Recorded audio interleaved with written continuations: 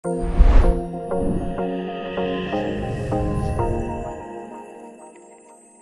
kad esam aptaustījuši, kas ir low-carb uzturs un kādus produktus mēs ēdam, kādus mēs neēdam, kam ir jāpievērš uzmanība, kam nav jāpievērš uzmanība, ir laiks sākt sagatavoties pirmajai low-carb nedēļai, ir laiks sākt veidot savu personīgo plānu. Atceries, šobrīd mēs vēl joprojām tikai gatavojamies low-carb uzturu ieviešanai, tev nav jāsteidzās, nav jāskrien pa priekšu, ka uzreiz viss ir jāsāk ievērot, bez steigas mēs lēnām sagatavojamies. Tātad iepriekšējā nodarbībā tu varēji lejuplādēt nevis maltīšu, bet produktu sarakstus. Tātad tu varēji lejuplādēt sarkano, dzelteno un zaļo produktu sarakstu.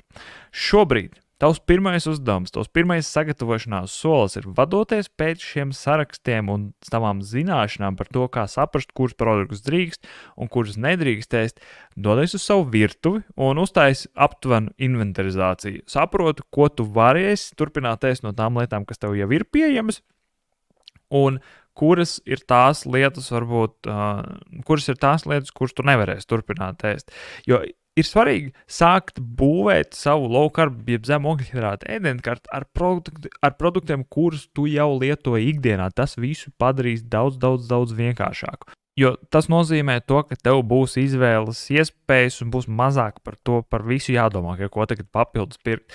Un tātad, tagad ir uztaisīta tā inventarizācija, tad saproti, kuras lietas joprojām tu varēsi ēst, kuras tu nevarēsi.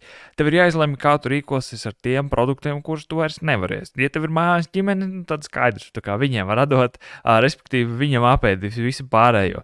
Savukārt, ja ir tādas lietas, kuras tu taču vairs neēdīsi nekad, tad ir jāizdomā, ko ar viņiem darīt. Tu vari apēst visu, pirms tu sāc, tu vari uzdāvināt visu šīs lietas draugiem, tu vari uzdāvināt šīs lietas varbūt piemājas bezpajumtniekiem, ja tu dzīvo pilsētā lielākās mājās, tu vari visu izmest miskastē, tu vari visu noslēpt kaut kādos dziļākos plauktos, ja tev liekas, ka kaut kad jau tu to varēsi lietot. Ir tādas produktus, kurus varēs noslēpt, ir tādas produktus, kurus nevarēs noslēpt.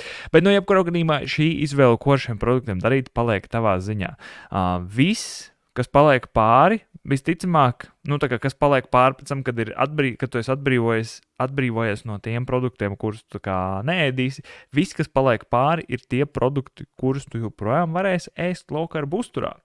Un tad mēs nonākam līdz otram solim, par kur mēs tulīt runāsim.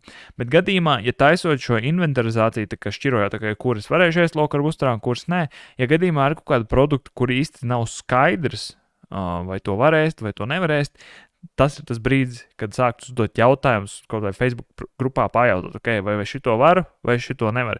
Bet no sākuma paskaties sarakstos, pēc tam izvērtē to pēc tiem norādījumiem, kas tika iedot iepriekš, pasties tur ogļhidrātu daudzumu, pasties, cik daudz tos produktus būs vajadzīgs, no tā, ka iziet cauri, bet ja tev joprojām nav skaidrs, tad vienkārši pajautā grupā.